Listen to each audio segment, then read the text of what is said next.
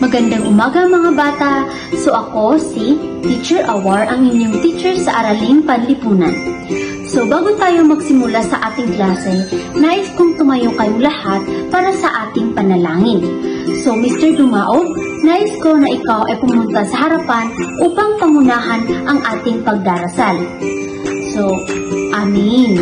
So, class, maaari bang pakipulot muna ang mga pirasong papel at plastic sa ilalim ng inyong mga upuan? Very good. Maraming salamat. Maaari na kayong magsiupo. May absent ba ngayon? Magaling! Palakpakan natin ang ating sarili sapagkat kumpleto tayo ngayong umaga. Maaari niyo bang ipasa ang inyong mga takdang aralin sa inyong harapan in count of 1, 2, 3, 4, 5. Very good. So class, natatandaan niyo pa ba ang ating tinalakay kahapon? Ito ay tungkol sa sino ang mga mamamayang Pilipino. Class, sino dito ang gustong maglaro? Very good. So, magpapakita ako ng mga larawan at nais kong hulaan niyo ito base sa inyong idea or opinion. Class, basahin natin ng malaman ang layunin ng ating diskusyon ngayong araw. So, pamantayan ng pagkatuto, unang-una ay ang maunawaan ang konsepto ng naturalisasyon, matukoy kung kailan ito hindi naaabot, maunawaan ang konsepto ng dual citizenship, maipakita ang kahalagahan ng bawat uri ng pagkamamamayan, maipakita ang mga pangyayari na nagdulot ng pagkawala ng pagkamamamayang Pilipino, at ang huli, matukoy ang proseso na muling pagtamo nito. Sa araw na ito ay tatalakayin natin ang sumunod o continuation ng topic ni Teacher Janima na patungkol sa kung sino ang mga mamayang Pilipino. Ang una nating tatalakayin ay tungkol sa kailan hindi nakamit ang naturalisasyon. Kailan nga ba? So, hindi lahat ng mga dayuhan ay nagkakalooban ng kahilingan ng naturalisasyon. Narito ang mga limitasyon. Sino ang gustong magbasa? Very good. So, narito ang mga limitasyon. Unang-una sa inyong binasa ay ang pagsalungat sa nakatatag na pamahalaan. Ikalawa naman ay ang paggamit ng dahas upang magtagumpay ang kanilang kagustuhan at kaisipan. Ikatlo, nahatulan sa salang kaugnay ng moralidad gaya ng pagsusugal, prostitasyon, at iba pa.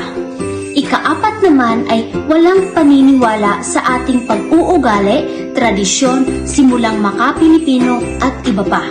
Ikalima ay ang pagiging mamamayan ng bansa, hindi nagkakaloob ng karapatang maging naturalisadong mamamayan ng Pilipinas. Ang ikalawa nating tatalakayin ay tungkol sa dalawang pagkamamamayan. Okay class, dito natin malalaman ang dalawang pagkamamamayan. Ayon sa ating Saligang Batas, Artikulo 4, Section 5, salungat sa kapakanang pambansa ng pagkakaroon ng mga mamamayan na dalawang katapatan or the dual allegiance. Lalo na ng mga dayuhan na naturalisadong Pilipino. Ipinapahayag sa ating Saligang Batas na ang isang Pilipino ay dapat maging tapat sa ating bansa at wala ng iba pa. Ito ay naaayon sa prinsipyong ius sanguinis. Isang halimbawa nito ay ang sinumang mamamayan na ang isang magulang ay Pilipino at ang isa pang magulang ay Australiano. Sumunod sa prinsipyong ius sanguinis. Everybody class, read. Ius sanguinis. Sa pagkakataon, ang mamamayan at may Pilipino at may Australianong magulang mula sa mga bansang sumusunod ng prinsipyong ius sanguinis at ipinanganak sa Amerika sumunod sa prinsipyong ius soli. Ang ius soli naman ay ang mamamayan ay maaari pang kilalaning mamamayang Pilipino. Maaari siyang magkakaroon ng 3 pasaporte or the passport mula sa Pilipinas, Australia at United States. Naintindihan ba ang pinagkaibahan ng Jus Soli at Jus Sanguinis, class? Very good! Sunod naman nating tatalakayin ay ang pagkawala ng pagkamamamayang Pilipino. Maaaring mawala ang pagkamamayang Pilipino dahil sa sumusunod na kondisyon. Okay class, basahin natin isa-isa kung ano nga ba ang mga kondisyon ng pagkawala ng pagkamamayang Pilipino. Base sa inyong binasa class ay unang-unay ang pagpili ng maging mamayan ng ibang bansa. Ikalawa naman ay ang panunumpa ng katapatan sa ibang bansa. At pangatlo, pagtatakwil sa pagkamamayan ng bansang Pilipinas sa unang kinabilangan. Pang-apat naman ay ang pagtiwala sa hukbong sandatahan ng Pilipinas at pagsisilbi sa hukbong sandatahan ng ibang bansa. Pang-lima, pag-aasawa ng isang dayuhan at pagsunod sa pagkamamayan ng asawa. At ang huli ay ang pagpapawalang bisa ng hukuman sa sertipiko or certificate bilang mamayang Pilipino. At ang huli nating tatalakayin ay tungkol sa muling pagtamo na nawalang pagkamamayang Pilipino. Pero pwede ka pang maging mamayang Pilipino kung ito ay nawala. So ang mga mamayang Pilipino na nawalan ng pagkamamayan ay maaaring maging mamamayan muli sa pamamagitan ng alinman sa sumusunod na mga paraan. Gusto niyo bang malaman, class, kung anong mga paraan na ito? So basahin natin isa-isa. Base sa binasa niyo, class, ay unang-unay ang muling naturalisasyon. Ikalawa naman ay bisa ng aksyon ng Kongreso. Ikatlo, muling pagsumpa ng katapatan sa Republika. Ikaapat naman ay ang pagpapatawad na iginawad bilang hatol ng hukuman sa isang tumakas ng miyembro ng sandatang lakas.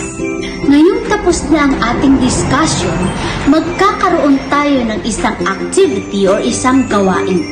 Ito ay ang alamin mo. So ang mechanics ng gawain na ito or the activity, unang-una ay mahahati ang klase sa 4 na grupo. Ikalawa naman, bibigyan ng mga materyales ang bawat grupo na kakailanganin sa gawain. Ikatlo, gagawa ng isang cluster map ang bawat grupo kung ano ang mga batayan o sino ang maituturing na mamamayang Pilipino ayon sa saligang batas. Ikaapat naman, 5 minuto lamang ang ibibigay para tapusin ang gawain. At panghuli, ibabahagi sa klase ang cluster map na ginawa ng bawat grupo. Maliwanag ba, class, ang mechanics?